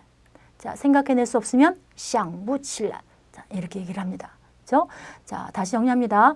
자, 가능보호는 기본적으로 결과보호와 방향보호를 확장해서 만들어 갑니다. 자, 그런데 예외가 있습니다. 자, 이렇게 결과보호와 방향보호를 확장해서 가능보호를 이제 만드는 게 기본적이긴 한데 이미 단어처럼, 단어로 쓰이는 가능보호들이 있습니다. 자, 그런 것들은 이제 어쩔 수 없이 단어로 외우는 수밖에 없는데요. 여기 이제 취덜라이와 추불라이가 있습니다. 취덜라이는 그리 이제 입맛에 이렇게 막 좋아하지는 않지만 그래도 습관상 내가 먹을 수는 있어. 추불라이는 내가 습관상 먹지 못해라고 할 때 추불라이를 씁니다. 자, 그러면 牛肉我还吃得来，羊肉就吃不来了。 자, 이렇게 표현을 했습니다. 그렇죠? 牛肉我还吃得来，羊肉就吃不来了。 자, 그러면 소고기는 내가 그래도 그런 대로 吃得来， 뭐 그렇게 입맛에 맞지는 않지만 좋아하지는 않지만 그래도 먹을 수는 있어요. 자, 그런데 양고기는 그런데 그거는 내가 먹는데 습관이 되어 있지 않아. 잘 못 먹어. 뭐라 그래요? 吃不来了 이렇게 얘기를 하죠. 그래서 牛肉我还吃得来，羊肉就吃不来了。 자, 吃得来와 吃不来는 이미 단어처럼 쓰입니다. 단어로. 자, 吃不起 볼까요? 这个酒店的饭菜太贵，我们吃不起 했습니다. 자, 吃不起했는데 여러분 일례로 그 미안합니다 할 때 우리가 투에이부치라고 하죠. 그렇죠? 투에이부치라고 하는데 투에이부치는 미안합니다입니다. 그렇죠? 근데 여러분 투에이더치라는 긍정형도 있습니다. 이 말은 뭐냐면 원래 투에이부치도 가능보였죠. 가능보였는데 이것이 단어로 굳어졌습니다. 그래서 미안합니다. 투에이더치는 반대로 미안하지 않다, 떳떳하다는 의미를 갖습니다. 자, 그와 똑같은 이제 형태라고 볼 수 있는데요. 추부치는 그럼 어떤 때 쓰이느냐 이건데 추부치는 돈이 비싸서 그 요리가 음식이 비싸서 먹지 못할 때 추부치를 씁니다. 자, 예문을 보시면 这个酒店的饭菜太贵我们吃不起 이 지오디엔 음식점 이 호텔에 자, 판차이였습니다. 판차이는 요리죠. 자, 타이거 너무 비싸서 우리는 못 먹을 수가 없어. 이렇게 얘기하죠. 그래서 너무 비싸서 먹을 수가 없어 라고 얘기를 합니다. 자, 그런데 여러분들 이제 그 중국 중고 일의 일과에 보면 그 바오부꼬라는 말과 왕부랴오가 나옵니다. 그죠? 그러면 이 바오부꼬에 대해서 이제 거기에 이제 해석은 뛸 수 없다 뭐 이렇게 되어 있는데요. 사실 여기 부꼬가 쓸 때 여러분 부꼬는 여러분 외우셔야 되는 부분인데 이 동사 뒤에 쓰여서 어떤 동작으로 해서 누구누구를 이길 수 없다라는 의미를 나타냅니다. 그러니까 어떤 동작을 해서 누구보다 잘할 수 없다, 누구를 이길 수 없다일 때 이 부꼬를 씁니다. 그러니까 여기서 보시면 우리들은 반정 어쨌든 뛰어서 곰을 이길 수가 없어, 곰보다 빨리 뛸 수가 없어 라는 의미를 나타내는 것이죠. 자, 그 다음에 여기 밑에 뭐 용연 왕불야오 하는데요. 이 왕불야오도 거의 단어처럼 쓰입니다. 나는 영원히 잊을 수 없답니다. 여러분 여기 주의할 게 여기에 이 발음이 러가 아니라 랴오라고 읽으셔야 됩니다. 그래서 왕불야오라고 있습니다. 我永远忘不了1980년 합니다. 나는 영원히 1980년을 잊을 수 없다. 자, 이런 이렇게 해석을 해볼 수가 있는데요. 자, 여기서 바오부꼬에 대한 예문을 좀 더 볼까요? 자, 말로는 당해낼 수 없다. 이렇게 말이라는 동작을 해서 누군가를 이길 수 없어. 뭐 이렇게 할 때 어떻게 표현을 할까라는 것이죠. 자, 그러면 我说不过你 합니다. 我说不过你. 자, 그러면 여기에 동사가 说죠. 말을 해가지고 붙고 너를 그 말로 해서 너를 이길 수가 없어. 우리말로 말로는 내가 너를 이길 수 없어. 당해낼 수 없어. 라는 표현이고 중국어로는 我说不过你 이렇게 표현을 합니다. 자, 几十年了我什么时候说得过你 합니다. 几十年了我什么时候说得过你 그러면 자, 몇십 년이 되었어. 내가 언제 말로 너를 이길 수 있었니? 말로 너를 당해낼 수 있었니?예요. 그렇죠? 자, 앞에는 什么时候가 들어가서 약간 반어의 의미를 가지는데 说得过 자체로 보면 말이란 동작을 해서 누구를 이길 수 있다, 당해낼 수 있다라는 뜻이죠. 여기서 해석은 내가 언제 너를 말로 이길 수 있었니? 내가 언제 말로 너를 당해낼 수 있겠니? 라고 할 수가 있겠죠. 자, 그러면 약간 음향이 좋지 않은 것 같아요. 그죠? 네. 좀 음향을 조정을 해볼까요? 네. 자, 계속해서 2번 넘어가 보겠습니다. 자, 싸움으로는 이길 수 없다. 자, 이렇게 됐는데 싸우다가 뭘까요? 싸우다 동사 쓸 때 다가 쓰입니다. 그죠? 다가 씁니다. 我打不过你 합니다. 내가 너를 싸워서 너를 이길 수 없어. 그러면 我打不过你. 자, 그 다음에 我不相信 나는 믿지 않아. 너가 그를 싸워서 이기다죠. 싸워서 이길 수 있다죠. 너가 그를 싸워서 이길 수 있다. 니 따도꼬 타요. 니 따도꼬 타. 그런데 나는 뭐예요? 믿지 않아. 니 따도꼬 타가 전부 다 쌍신의 부쌍신의 목적으로 와 있죠. 나는 너가 그를 싸워서 이길 수 있다라는 걸 믿지 않아. 자, 이렇게 표현을 하는 것이죠.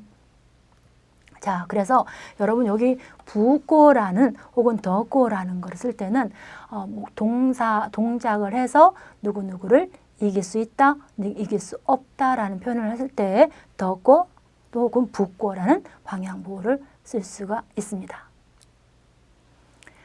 자, 정도보호를 보실까요? 이제 정도보호는 여러분 보시면 그 앞에서 이제 계속 개념을 얘기했는데 뭐 당연히 정도성을 나타내겠죠. 그러니까 어떤 동작을 해서 그 동작이 진행된 어떤 상태의 정도성을 얘기하는 게 정도보호겠는데 앞에의 그 결과보호와 방향보호와 좀 다르게 또 가능보호는 이제 우리가 덜 썼지만 정도보호는 여기서 특별히 이 덜을 써서 표현합니다. 이 정도보호에서 덜을 써서 표현할 때 이 덜을 뭐라고 그러냐면 보호 구조조서라고 얘기를 합니다. 자, 그렇죠? 자, 그러면 이 더라는 보호 구조조사를 사용해서 이제 표현을 하는데 그는 중국어를 유창하게 말한다. 한번 해볼까요? 자, 유창하게가 리우리입니다. 자, 리우리. 유창하게 말한다 할 때 말하는데 말하는 정도가 유창하다라고 표현을 해야 됩니다. 자, 그러면 자, 어떻게 변하느냐 하면 他说汉语说得很流利 이렇게 표현합니다. 자, 그런데 우리가 주의할 건 뭐냐면 우리가 초급 배울 때, 초급 중국어 2를 배울 때 이 정도보에서 여기서 중국어를이라는 목적어가 나왔어요. 그렇죠? 자, 목적어가 이렇게 중국어를 목적어가 나왔을 때 자, 이 앞에 그가 중국어를 말하다 그럴 때 원래 他说汉이라고 얘기를 하잖아요. 그럴 때 이 여기 목적어가 나오면 앞에 说를 목적어 뒤에 한 번 더 쓰고 그런 다음에 구조조사, 보호구조조사를 더를 쓰고 그 다음에 뒤에 이렇게 유창하다는 보호를 써야 된다라고 얘기를 합니다. 그래서 자, 他说汉语说得很流利에서 그가 중국어를 말하는데 말하는 정도가 매우 유창해 이렇게 표현해야 된다고 배웠습니다. 밑에처럼 이렇게 표현하면 안 된다라고 배웠습니다. 그런데 여러분 생각하면 그가 중국어를 말해 그러면 他说汉语라고 얘기를 하잖아요. 그렇죠? 그러면 그러면 그가 중국어를 말해 그런데 유창해 그러면 더 런리얼 이렇게 하면 되겠네. 그런데 이렇게 하면 안 된다. 반드시 위에처럼 他说汉语说得很流利라고 얘기를 해야 된다라고 하는 것이죠. 왜 그러느냐 하는데 앞에서 여러분 설명을 드렸듯이 보어는 뭐를 보충해 준다? 수어를 보충해 줍니다. 그렇죠? 수어를 보충해줘서 보어는 수어를 졸졸 따라다닙니다. 그런데 이렇게 표현을 하게 되면 이 더부터 이 보호 구조 조사하기 때문에 이 보호 성분들이 어디 뒤에 이렇게 놓이냐면 他说汉语할 때 한유는 목적어잖아요. 그렇죠? 목적어입니다. 중국어를 해서 그러면 이 보호 성분이 어디 뒤에 있게 된다? 목적어 뒤에 있게 됩니다. 그 목적어 뒤에 있게 되면 문법에 어긋나죠. 문법이 맞지 않게 된다. 그래서 자, 그러면 문법에 맞게 중국인들이 스스로 자기 문법을 배우진 않겠지만 그걸 이제 말을 할 때 그걸 표현해 낸다는 것이죠. 그래서 어떻게 되느냐? 그러면 여기다가 문법에 맞게 어떻게 해요? 동사 수어를 한번 더 써줘야 되겠다. 이렇게 하는 것이죠.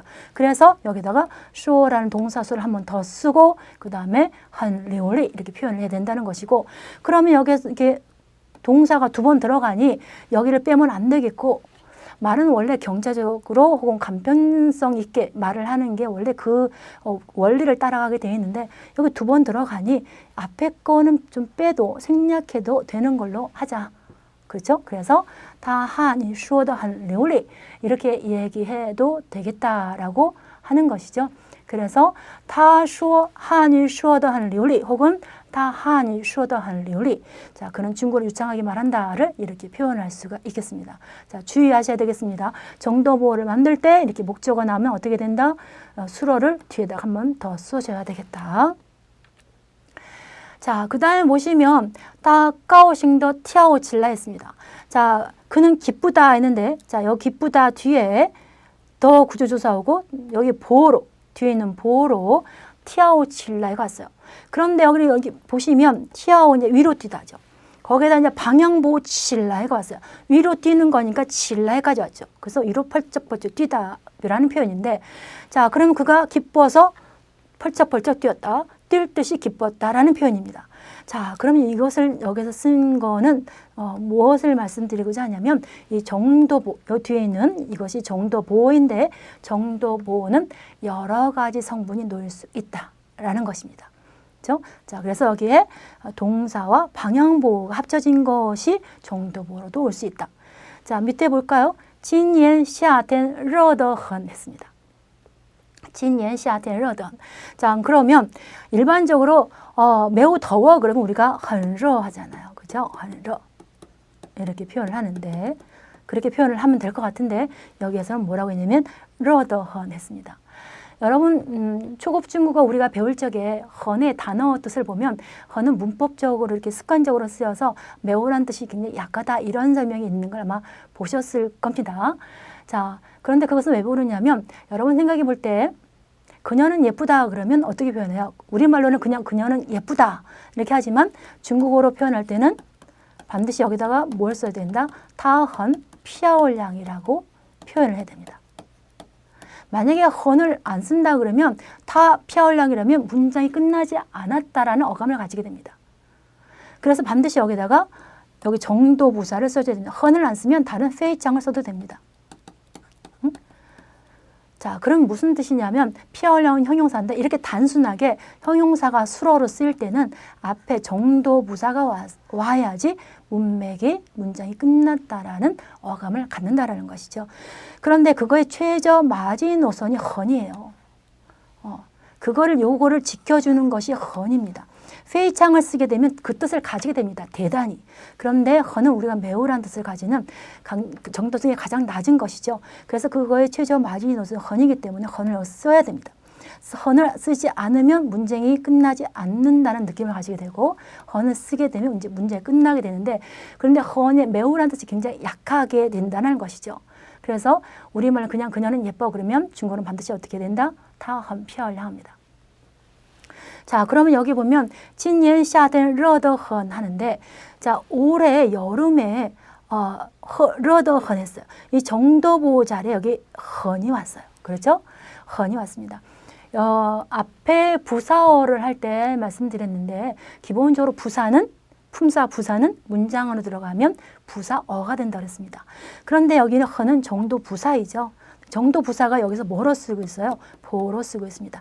이렇게 정도 보로 이게 더 구조조사가 오고 정도 보호로 쓰이는 것은 부사 중에 자, 헌밖에 없다라는 것이죠. 여러분 헌의 요거 용법 잘 아시고 쓰셔야 될 것 같습니다. 그래서 今年夏天热得很 그런데 그러면 여기에서 헌러보다는 이게 헌이 한 자리를 차지하고 있잖아요. 그렇죠? 보호 한 자리를 차지하고 있으니까 제 의미를 나타내겠죠.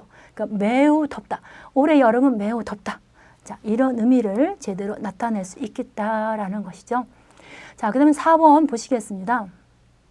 여기에 보면 今年起得很早 했는데 지는 일어나다라는 뜻이에요. 일어나다인데 자, 일어나다는 이거 동사죠. 일어나다는 동사하고 더가 있고 很早가 있습니다. 자, 오는 일찍이죠. 그러면 오늘 일찍 일어났다 그러면 今天起得很早야.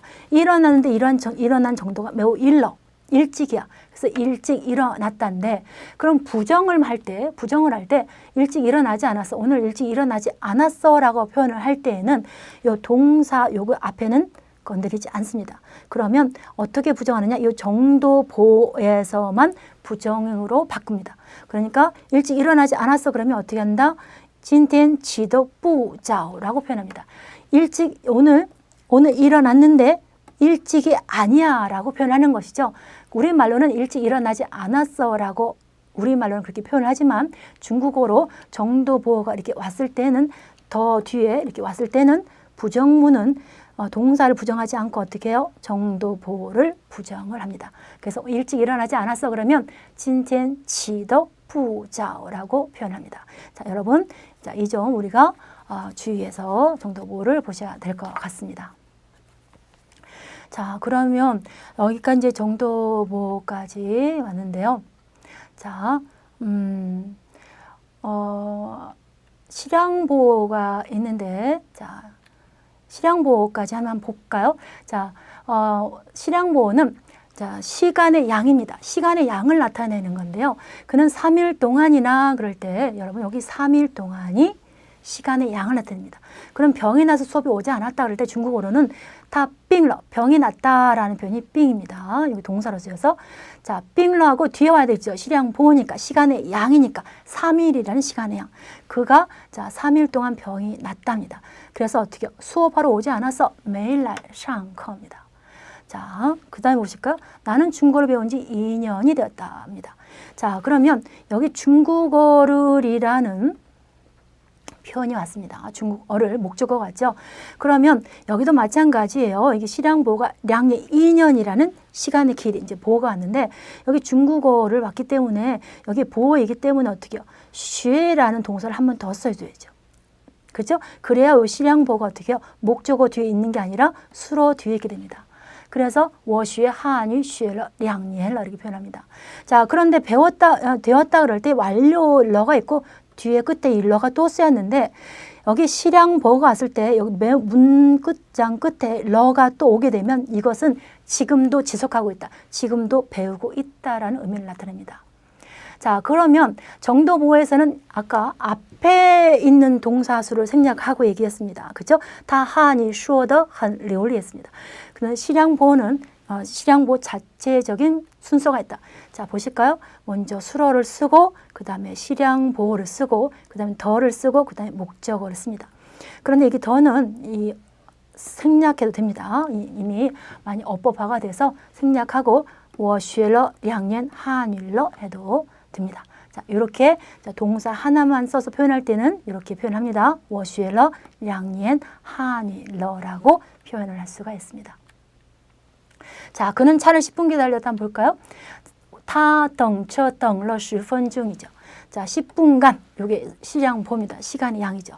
자, 그럼 차를 목적 왔으니 기다리는 덩이니까 덩을 한번 더 썼죠. 他等车等了10分钟했습니다. 10분 기다렸다. 자, 그러면 이것도 요 덩이라는 동사수로 하나만 써볼까요? 자, 그러면 他等了10分钟车 하면 되겠습니다. 자, 실양보 먼저 쓰고 그다음 목적어 쓰면 되겠죠. 여기 더를 생략해도 됩니다. 그래서 他等了10分钟车 합니다. 자, 4번에 나는 그를 한참 동안 기다렸다 하는데 여기에서 보시면 주의를 할게. 여기는 차는 일반 사물입니다. 자, 그런데 목적어가 여기에 그입니다. 그, 인칭 대사입니다. 자, 여기 주의해서 우리가 봐야 되는데, 자, 동사 쓰면 똑같습니다. 이거나 똑같습니다. 我等他等了 한참 동안을 半天이라고 합니다. 我等他等了半天 하는데, 자, 여기에서 요 덩이라는 수로 하나만 쓸 때에 어떻게 되느냐? 여기서는 지금 실양보를 먼저 썼잖아요. 그렇죠? 그런데 이렇게 인칭 대사가 목적어로 왔을 때는 목적어를 먼저 씁니다.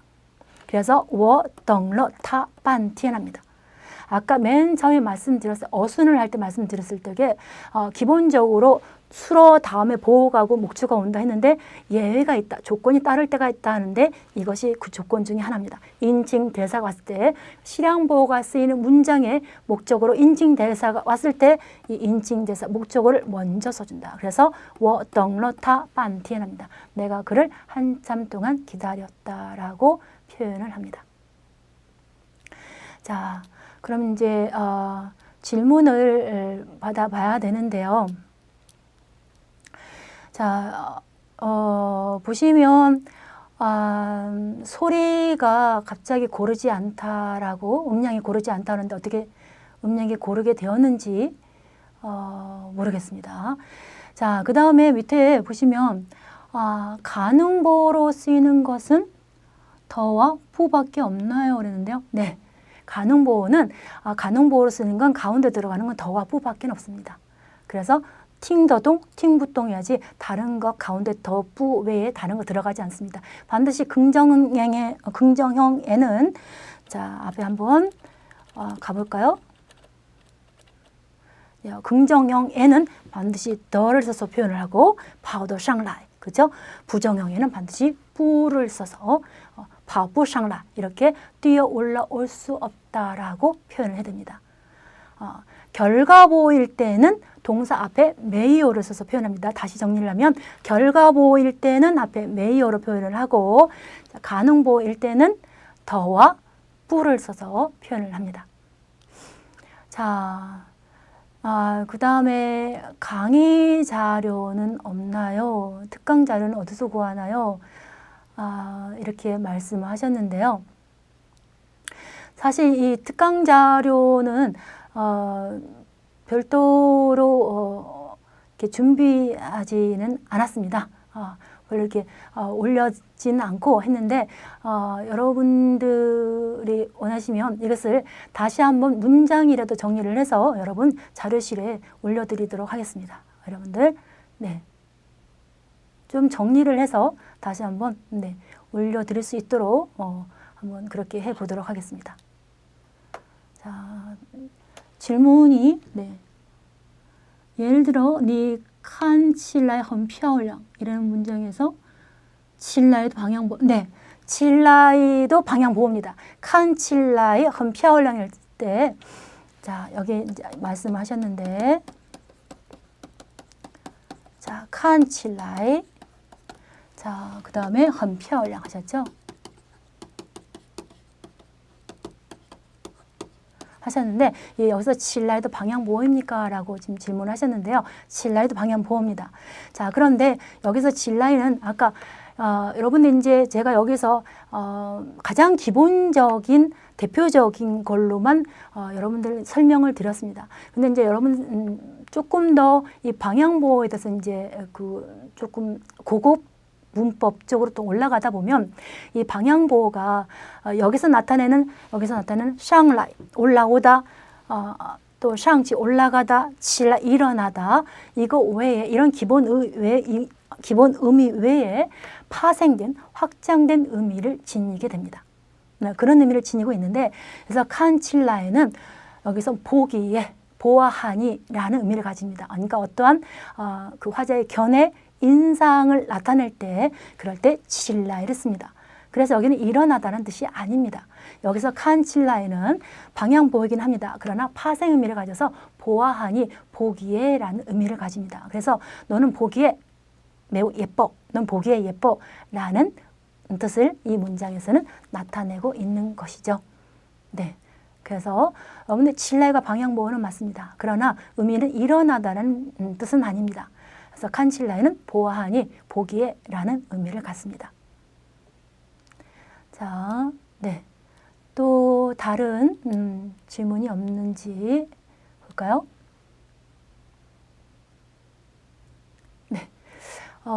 질문이 이제 올라오지 않고 있는데요. 상당히 지금 짧은 시간 내에 이렇게 여러분들한테 되도록 좀 많이 설명을 드리려고 노력은 했는데 어떻게 잘 전달이 되는지 모르겠습니다.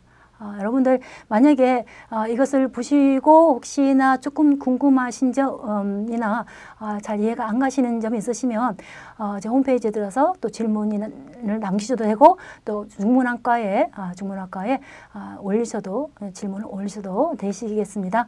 자, 이렇게 해서 질문을 해주시면 될 것 같습니다. 그리고 아까 드렸듯이 강의 자료는 좀 정리해서 올려볼 수 있도록 해보겠습니다.